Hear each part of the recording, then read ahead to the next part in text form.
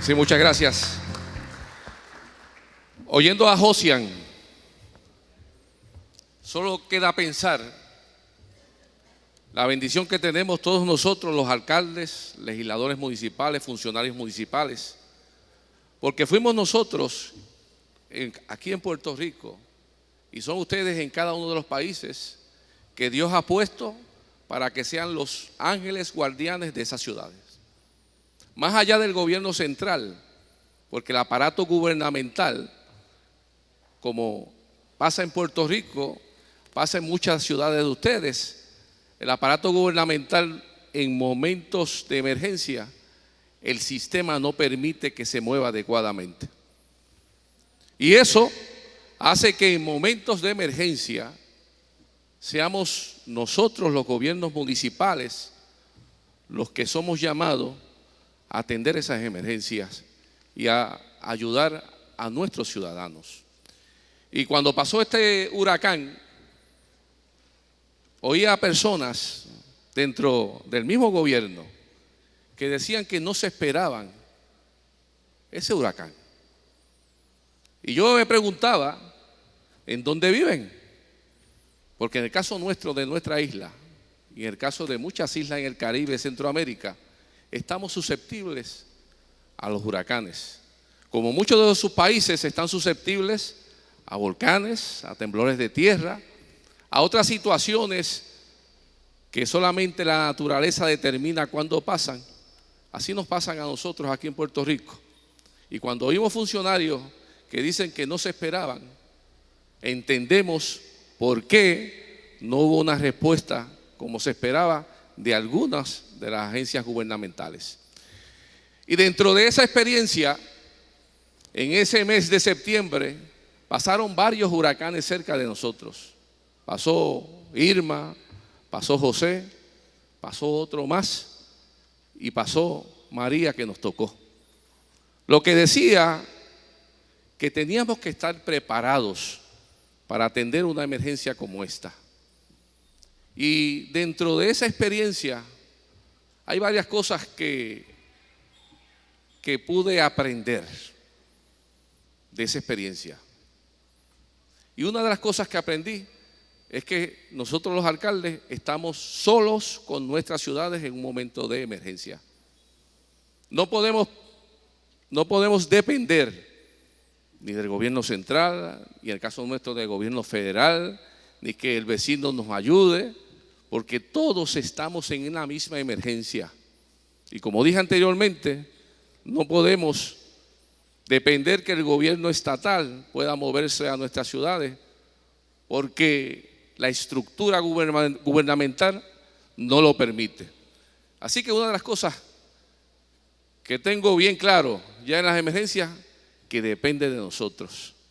Y no solamente eso, sino que nuestra gente depende de nosotros y hacia nosotros va para resolver su problema.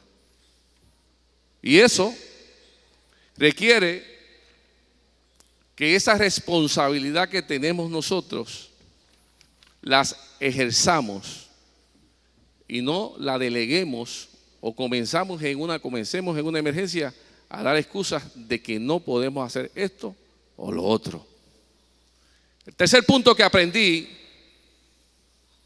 en todo esto es que en un estado de emergencia o un estado de necesidad no se pide permiso, se actúa.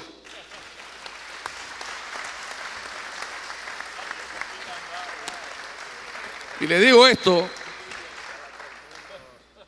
esto porque existen muchas emergencias. Una de las emergencias primeras que existen es que se tapan cuerpos de agua. Otra de las emergencias que existen es que carreteras colapsan. Otra de las emergencias que existen es que se va el agua, se va la energía eléctrica. Y en una emergencia, si nosotros esperamos por los procesos burocráticos, no podemos atender a nuestra gente. Y en una emergencia tenemos que entender que lo que está en riesgo es las vidas humanas de la gente que Dios nos dio a nosotros para que veláramos. Y no puede existir ley humana que nos pueda impedir a nosotros ayudar a nuestra gente. Y los 78 alcaldes de Puerto Rico nos tenemos que sentir orgullosos de la bendición que Dios nos ha dado. Los 78 alcaldes han echado el resto por su pueblo. Y una de las experiencias que yo tuve en eso de que no se pide permiso es que una de las condiciones que tuvimos todos, y todavía lamentablemente existen alrededor de 25,000 familias puertorriqueñas sin energía eléctrica, es la falta de energía eléctrica. Nosotros en Puerto Rico, para los que nos visitan, tenemos una compañía eléctrica que es del gobierno, un monopolio. Y a pesar de ser un monopolio, está quebrada. Imagínense. Y además de quebrada económicamente, está quebrada administrativamente, que es peor que lo económico. Porque muchas veces a usted le puede faltar el dinero, pero le sobra la voluntad, que es lo que mueve las cosas. Y en aquella ocasión, a nosotros, cuando vimos que no se movían las reparaciones de la energía eléctrica, pues tomamos control de nuestra situación como lo hicimos en otras áreas.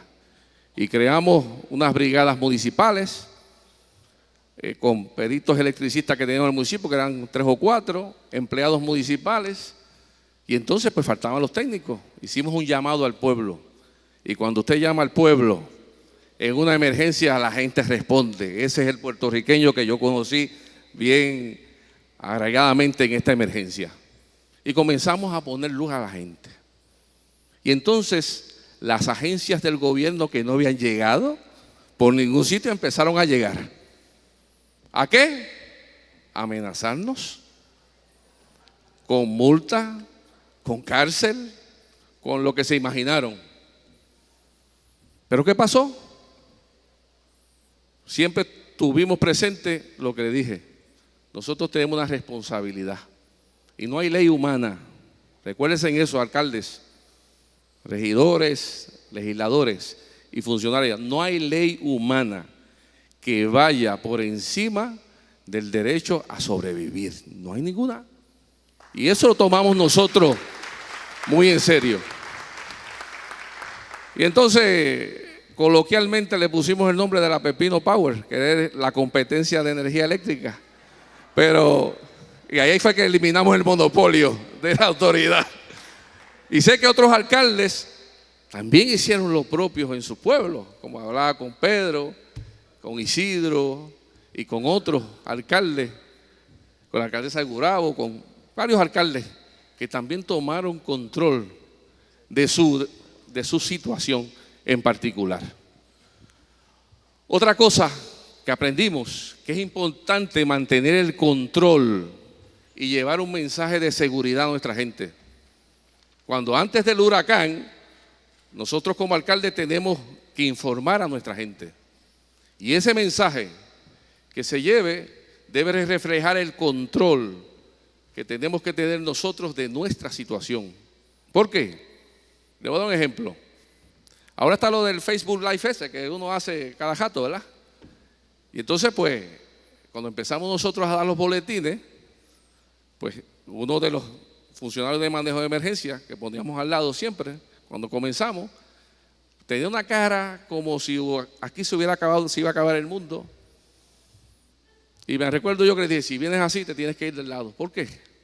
Porque si usted es el que tiene que dar seguridad, muestra inseguridad, se crea un caos dentro del caos que existe. Otra de las cosas que aprendí o que reafirmé es que nosotros, si somos susceptibles a diferentes desastres, tenemos que tener un plan que incluya, un plan general que incluya las áreas específicas y cómo vamos a atender cada una de esas situaciones. Y no solamente tener ese plan, sino que también realizar simulacros para ejecutar ese plan. Eso te da la flexibilidad de ya haber previsto y visto cómo se puede atender esa situación en particular. Adicionalmente, hay situaciones que no están en los planes. Y es importante que esas situaciones que no están en los planes, termino ahora, esa situación que está parpadeando, por lo menos no me saquen la tarjeta roja. Bueno, esas cosas que son imprevistas, uno tiene que reaccionar inmediatamente. ¿Y por qué tiene que reaccionar inmediatamente? Porque estamos hablando de vida. Pero la reacción inmediata tiene que ser con responsabilidad. Y le digo, y vuelvo a lo de la Pepino Power. Cuando nosotros las hicimos, lo primero que hicimos fue comprar equipos de seguridad. Segundo, establecer protocolos de seguridad. Y tercero, hacer procedimientos de notificación. ¿Qué quiere decir? Que a pesar de que actuamos inmediatamente, siempre mantuvimos el sentido de responsabilidad en esa situación. Se me agotó el tiempo, así que... ¿Cuánto? 1 minuto. Pues. Importante, los sistemas de comunicación locales son bien importantes. Y es importante esos sistemas de comunicación. Nosotros, tomamos seminarios como estos seminarios, estos congresos y seminarios son importantes. Porque en los seminarios de manejo de emergencia hablaban de la importancia de la comunicación. Gracias a eso, nosotros teníamos antenas móviles que pudimos localizar en diferentes partes de nuestro territorio de San Sebastián y mantuvimos esa comunicación para respuesta rápida. Y algo que nos ayudó significativamente fue tener un fondo económico de emergencia para poder contratar las compañías que contratamos para poder, junto al municipio, actuar en la emergencia. Y por último, los familiares de los empleados que laboran en el centro de mando tienen que estar en un lugar seguro y accesible para los que trabajan allí. ¿Por qué? Porque si no están accesibles nos puede pasar lo que nos pasó en un momento determinado, que una de las que trabajaba en el centro de mando, como tenía a su hijo con su mamá en su casa, cuando empezó a azotar el huracán, le cayó una desesperación hasta que se descontroló. Y entonces el huracán estaba azotando bien fuertemente. Y cuando me dijeron que se descontroló ella, pues si usted no la quita de ahí y no la lleva, te descontrola el grupo. Y entonces pues yo dije, pues vamos a llevarla. Cuando abrimos la puerta, yo me descontrolé cuando vi ese huracán que estaba. Y entonces tuvimos que salir en vivo a llevar a la compañera. Y de eso aprendí que los que están en el centro de mando, y ya lo coordinamos dentro de nuestros planes, tienen que estar cerca de sus familiares. Y eso pues puede evitar esa situación. Así que pues muchas gracias por su atención.